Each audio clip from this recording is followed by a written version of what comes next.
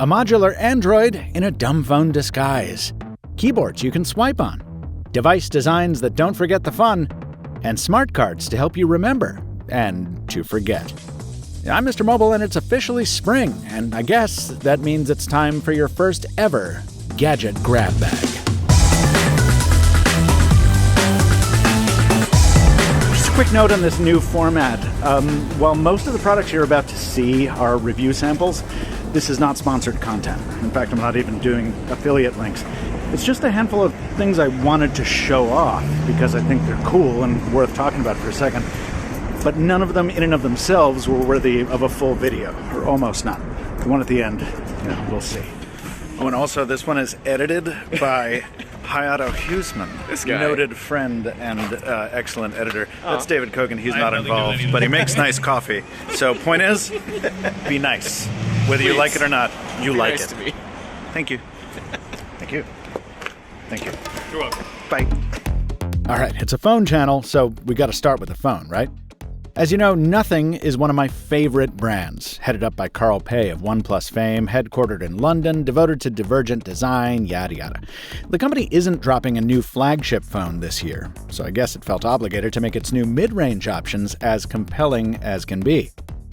The Nothing Phone 4A is very similar to the 3A that came before, but one of my favorite things about Nothing is the kind of corporate ADD that means it can't leave its funky disco lights alone for even a single generation. This year, the glyph lights take the form of a neat stack of LEDs that remind me of a phaser power meter, anchored by the red recording light for video footage. Timers, countdowns, alerts, notifications, you know the drill. They all count up or down or flash around depending on context, and it's as trippy and Cybertron as always. More interesting is the 4A Pro, which concentrates everything about the Nothing aesthetic into this transparent platform. Instead of glyph lights, the glyph matrix comes over from the Phone 3, bigger but stripped down, with lower resolution and fewer features. Again, nothing crazier here than timers, clocks, and a battery level, but I'm a sucker for secondary displays and cohesive software design, and this phone marries both. Almost obviates the need for a Sidephone, you know? As for the rest, aside from taking the welcome step of relocating their AI buttons and the predictable upgrades in silicon and other specs, I'm not sure there's enough new here to justify a dedicated review. For now, I just continue to be glad that Nothing exists, albeit frustrated that it continues to ignore the entire foldable category that would truly supercharge its mission to make phones fun again. Sticking with fun tech for a sec, this Anker power bank from a prior sponsorship is very capable and cool, but damn, where's the whimsy? Oh, right here. Sharge is right up there with Nothing in terms of transparent tech that looks like it came out of a 1990s Radio Shack catalog, and this battery pack is the latest. It's called the Shargeek 300, and it has almost no time left on Kickstarter as I prep this script. But if you manage to snag one, you'll be treated to triple USB ports, 2 of them rated for 140-watt output, more than enough for even a laptop. Those draw from a 24,000 mAh reservoir in a 750-gram package adorned with RGBs. So tacky, you gotta love them. Sharge has work to do on its marketing copy, but it seems to have addressed the reliability issues I ran into a few years ago.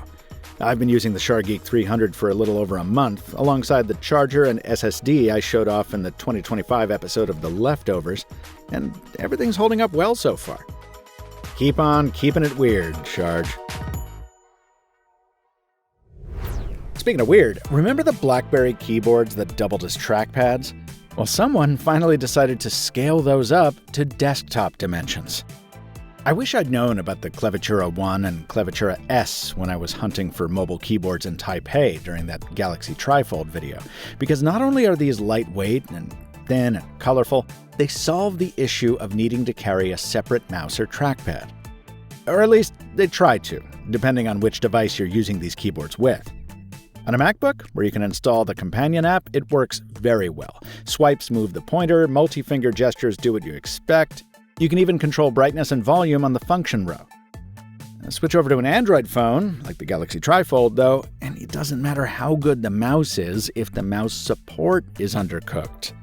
A keyboard like this needs the smarts to back it up on the platform side. Anyway, despite my clicks credentials, I'm not a computer keyboard reviewer, more of a collector or a dilettante, and I'll probably be sticking with that Newfie I found for the foreseeable future. But I like the feedback on these boards despite the limited travel. I love the backlighting, and I wish more companies would follow Clevitura's lead here. Because using all this real estate for something as useful as a giant trackpad really is inspired. You ever get into collectible cards? You ever hang around the gymnasium? Well, this is a photo of one I got from the pilot of a flight back in December aboard this aircraft. And you see that little slice of the Toronto airport behind it? Yeah, that's where I forgot my wallet at security and had to pay a fortune to get it mailed back to me. That incident forced me to carry my passport for ID for a few weeks, during which I also lost that and had to get an emergency rush replacement for that Taipei trip, which cost another fortune. So here's another card, much more useful to someone like myself than that CRJ collectible. It's the third generation smart card from KeySmart. It's like an AirTag, except it's the size and shape of a standard credit card, so it can slide into a wallet instead of needing a special little holder like an AirTag does. It is just a little thicker than a standard card because it needs the space for another thing I'm super nerdy about: wireless charging. You shouldn't need to do that more than once a year, according to KeySmart, which is amazing if true. The smart card works with both Apple Find My and Google's Find Hub, so the next time I leave my wallet somewhere, I'll be able to locate it on a map just like a phone. Or if it's hiding somewhere in the office, I can make it play a sound remotely. I had a momentary moment of frustration when I tried locating it from a new phone, which sent me down a rabbit hole of scary error messages and even a recommendation to factory reset the card. But it turns out that's just Google being Google. I hadn't enabled nearby devices permissions on the new phone. Once I did, I was back to spying on myself. I need this so badly, I actually bought another one to go alongside this review sample while scripting this video. Hey, before we get too far away from cards, real quick, there's another clever one I've wanted to cover for a while called Bloom. You know, I've been dabbling in digital detox coverage for the past year. I'm endlessly fascinated by devices like the Minimal Phone and the Light Phone. And Bloom is meant to answer the question I often get in the comments of those videos. Why buy a new phone if I can just use my existing phone less? That's the conceit here. You install the Bloom app on your phone, you tell it which apps you're trying to use less, and then tap your card to freeze them out. You can unlock them later, but you need physical access to the card to do so. So you can put that card in an intentional place, maybe not on your person if you go out. And there, you've just created useful friction without the need to buy a whole other device. It's similar to another product I've seen called Brick, but in card form. Now, do I think it's effective? Too soon to say. And to be honest, I think part of the fun of ditching my phone is the novelty of having to use another one. But I know that is a very gadget-pilled, novelty-obsessed reviewer take. So for now, I'll just say it's interesting. It has potential in my mind.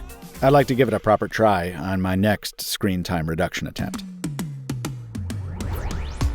It takes a lot for a case to pique my interest these days, but this one definitely caught my attention.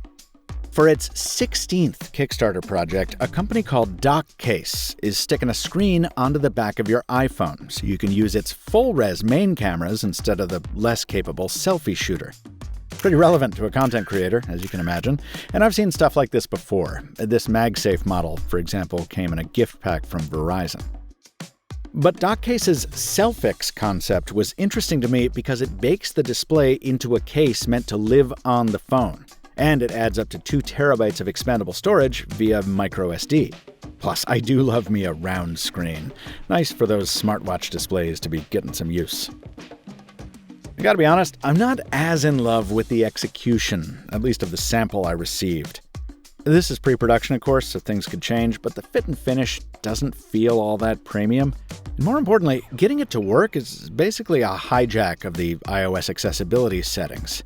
I don't have a problem with that in principle. Certainly, it unlocks a lot of functionality, but the result is a rear screen that's just mirroring the iPhone's display. Yes, it technically works, and I'm impressed that you can do things like change lenses and zoom settings from the secondary screen. But in practice, it feels as hacky as it is.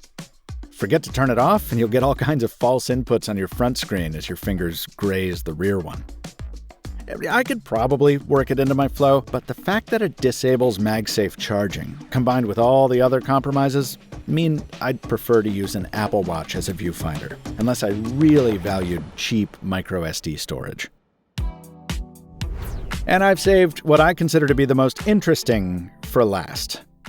I first got a look at the Sidephone at a Bring Back BlackBerry event last year, and ever since, I've been wondering whether I like it because it's bringing back the dream of modular phones, or because it's another opportunity to scratch that digital detox itch I mentioned, or because of the simple fact that nothing quite like it exists. Either way, I bought it, along with every accessory currently available, and I will be covering it in its own video sometime soon. Sidephone's manufacturer describes it as a premium dumb phone with high-quality essentials. It's tiny compared to most phones, plastic but done up nicely in a metallic paint finish, and it devotes only about half of its casing to the 2.8-inch display. The rest is taken up by an expansion bay capable of accommodating so-called tiles. At press time, that includes a numeric keypad, something called the sundial that resembles an iPod scroll wheel, and a sort of hybrid numeric and QWERTY keyboard that I recall very fondly from the Shore-type days of devices like the BlackBerry 7100. Sadly, they're not backlit, which is a major bummer, but a tiny on-screen keyboard is available in a pinch. Oh, and on the subject of downsides, the silicone cases that came with my Founders Edition are the very definition of cheap. And while I appreciate the gesture, I don't think they do the device credit. Sidephone runs Android, but as shipped, without Google services. Out of the box, you get only the bare minimum to call it a phone, and a selection of curated apps is available for direct download via Sidephone's website. In my week or so of light testing so far, that's meant fun opportunities to try apps I've never used. I've enjoyed streaming live radio to my Nothing headphones using the open-source Transistor app.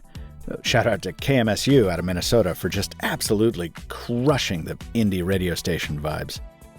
The 4G-only radio has worked fine for that, and the battery has held up well too. But I've hardly put this to the usage I plan to when I give it the full review treatment. I'd be interested to hear what use cases you'd like to see me test with the Sidephone. Pushing it to its limits as a true smartphone? Finding the absolute edge of the opposite extreme as a dumb phone? Let me know, and I hope to be back with more complete thoughts soon. For now, as with nothing, I'm just happy that ambitious and new ideas like Sidephone exist at all. Let me know also what you think of this format. I enjoy the occasional opportunity to break from a traditional single product review, and I hope you do too.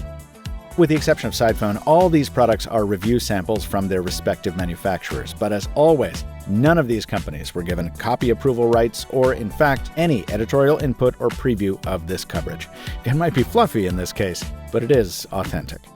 Subscribe to Mr. Mobile so you don't miss the next review coming soon, and follow me on social at Captain2Phones for my thoughts between the videos. Until next time, from Michael Fisher, thanks for watching. And stay mobile, my friends.